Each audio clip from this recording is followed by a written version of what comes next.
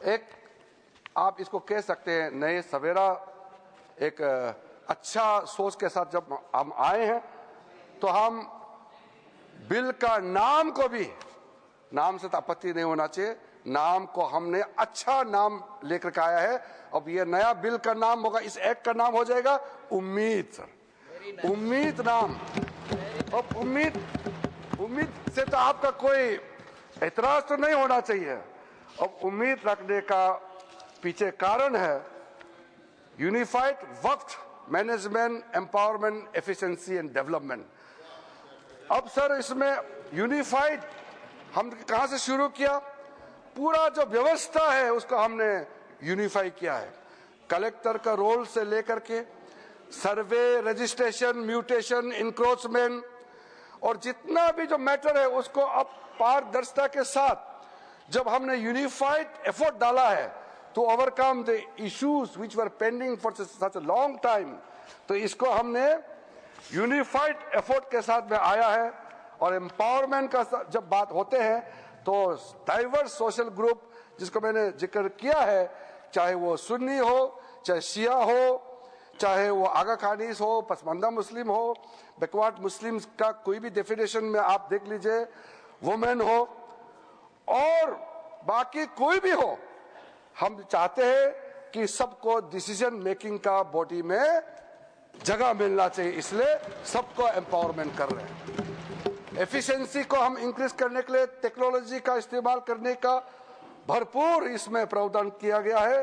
अब centralised database होगा, digital portal होगा जो हमारा मंत्रालय में होगा, जो सारा स्टेट बोर्ड के साथ में लिंक होगा, लाइव होगा।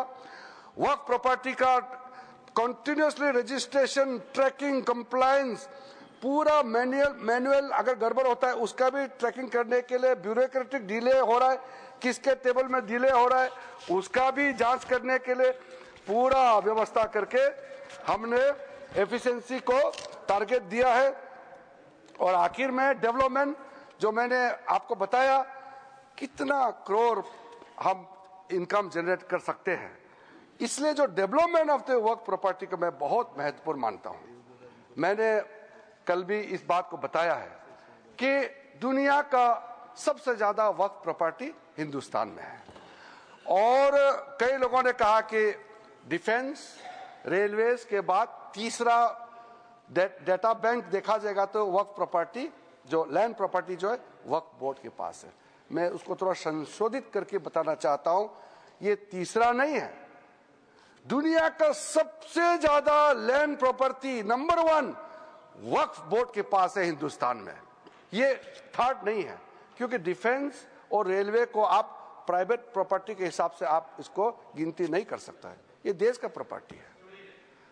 इसलिए जब इतना प्रॉपर्टी हमारा देश में है, इसमें किसी को आपत्ति नहीं होना चाहिए, लेकिन आपत्ति तब होता है जब दुनिया का सबसे ज्यादा प्रॉपर्टी मुसलमानों के नाम में वक्फ प्रॉपर्टी हमारा देश में है और करोड़ों जो हमारे बहनाई हैं, गरीब मुसलमान हैं, उसको कोई फायदा नहीं मिल रहा है इतना प्रॉपर्टी। तो ये प्रॉपर्टी किस काम का, करोड़ों का प्रॉपर्टी। कोई, मैं तो देखा हूं, मैं ये मंत्रालय संभालने का बाद भी और पहले भी कई वक्त प्रॉपर्टी है या संस्थाएं हैं बाहर में, बहुत गरीब अवस्था में भीख मांगने वाला भी मैंने देखा है। क्यों काम नहीं आ रहा है? अगर सही तरीके से वक्त प्रॉपर्टी को हम डेवलप करेंगे तो मैं कह सकता हूं अगले 3-4 साल के अंदर में करोड़ों गरीब मुसलमानों का जिंदगी आबाद हो जाएगा। थोड़ा सा अगर आप योगदान करेंगे, सब मिलकर के हम काम करेंगे तो क्यों नहीं कर सकते हैं। इसी मंशा के साथ हम यहाँ आज इस सदन में आए हैं। हमारा टारगेट जो है बहुत ही क्लियर है। 2013 में दूसरा प्रावधान जो चेंज किया था उसको हम लोगों ने क्या बदलाव किया है वो आप भी हमारा समर्थन करेंगे। वक्फ प्रॉपर्टी जो है ये तो आप जानते ही है, इसको कोई भी प्रॉपर्टी हो उसका एक टाइटल होने के लिए कोई डॉक्यूमेंट चाहिए, कोई रजिस्ट्रेशन चाहिए, कोई प्रूफ तो चाहिए। अगर वक्फ पे यूजर के नाम में अगर हम वर्बली कह देंगे कि इतने साल पहले, 500 साल पहले हमारा बाप दादा या फलाना फलाना ने ऐसा किया था, ये जमीन ये हमारा वक्फ जमीन है, तो ठीक आप क्लेम कीजिए, मगर कुछ तो दिखाना पड़ेगा सर, कुछ डॉक्यूमेंट होना पड़ेगा।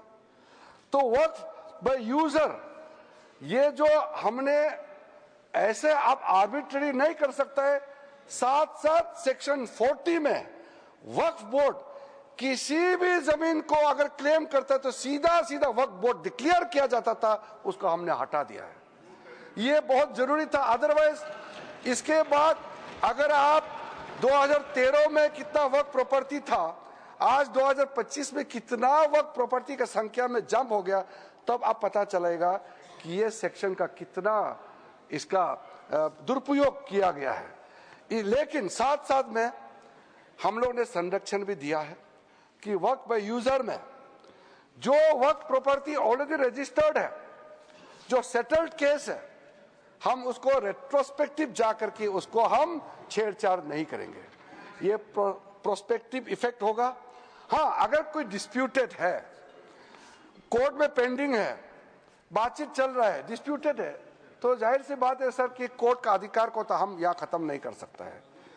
तो इसलिए unless the property is disputed, all those land, those property, work property which are registered, which has a proper documentation, they will remain so, और इसका अधिकार राज्य सरकारों का है। Land is a state subject, तो भारत सरकार, केंद्र सरकार तो कुछ कर नहीं सकता है, वो राज्य सरकार को ही अथॉरिटी दिया है। अब महिलाओं का अधिकार को लेकर के, बच्चों का अधिकार को लेकर के सब कहते हैं। मैंने कहा कि वक्फ औलाद का इतिहास बहुत पुराना है। राइट ऑफ इनहेरिटेंस का आप अलग अलग तरीके से इंटरप्रिटेशन भी करते आए हैं।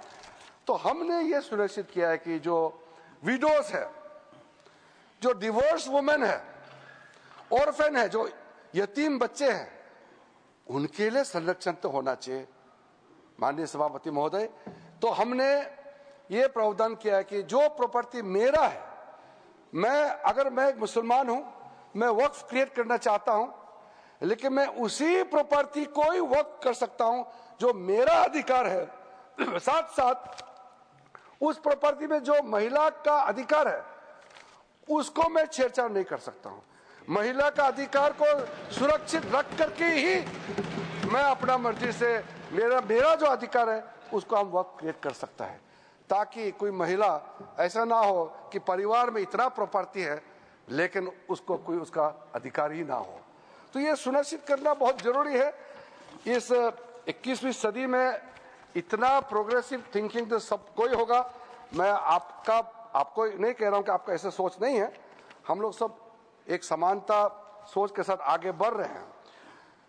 2 मेजर अमेंडमेंट हम जो लेके आया है उसमें भी मैं मानता हूं आप समर्थन करेंगे। एनी मॉन्यूमेंट्स, कई मॉन्यूमेंट्स हमारे देश में protected areas under ancient monuments preservation act 1904 और ancient monuments and archaeological sites and remains act 1958 declared as work properties under this act or under any previous act shall be void।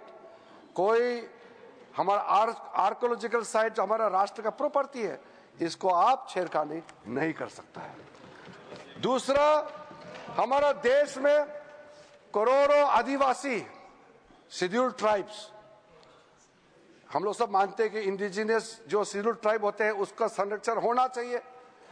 तो हमने यहां ये प्रावधान लेके आया है, आप शेड्यूल 5 और शेड्यूल 6 जगह में जहां हमारा स्पेशल प्रोटेक्टेड एरिया है, वहां किसी जमीन को वक्फ प्रॉपर्टी डिक्लेयर नहीं कर सकता है।